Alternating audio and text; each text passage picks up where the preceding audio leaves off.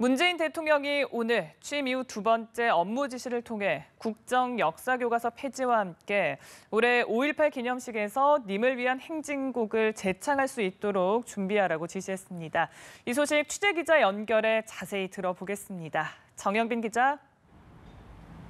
네, 청와대입니다. 네, 문 대통령이 국정 역사 교과서 폐기를 지시했다고요?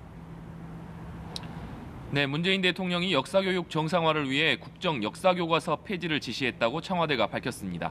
윤영찬 국민소통수석은 오후 브리핑에서 문 대통령이 상식과 정의 바로 세우기 차원에서 역사교육 정상화를 위한 국정 역사교과서 폐지를 지시했다고 설명했습니다.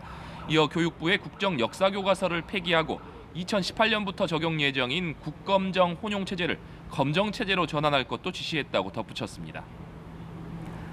네, 그리고 국가보훈처에는 이번 5.18 기념식에서 님을 위한 행진곡을 재창곡으로 지정해 부르도록 지시했죠.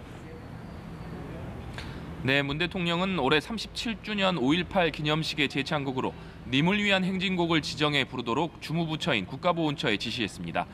윤 수석은 정부기념일로 지정된 5.18 광주민주화운동과 그 정신이 더 이상 훼손돼서는 안 된다는 대통령의 강한 의지가 반영된 것이라고 설명했습니다. 5.18 기념일이 정부기념일로 지정된 1997년부터 이명박 정부 첫 해인 2008년까지 5.18 기념식에서는 님을 위한 행진곡을 모든 참석자들이 재창했습니다.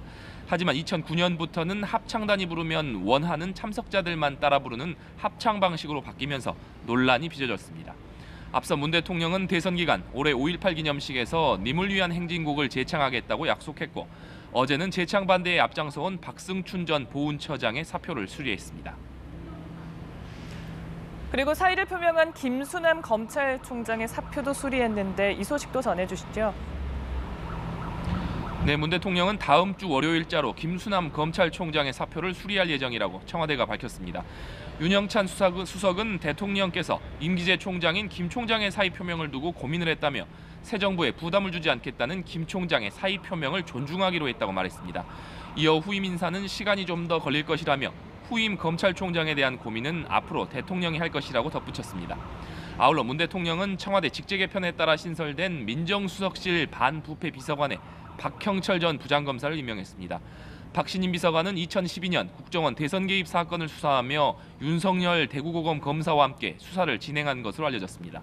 하지만 국정원 대선 개입 수사 이후 좌천성 인사로 수사직에서 배제됐고 결국 2016년 검찰을 떠나 변호사로 일해왔다고 청와대는 설명했습니다.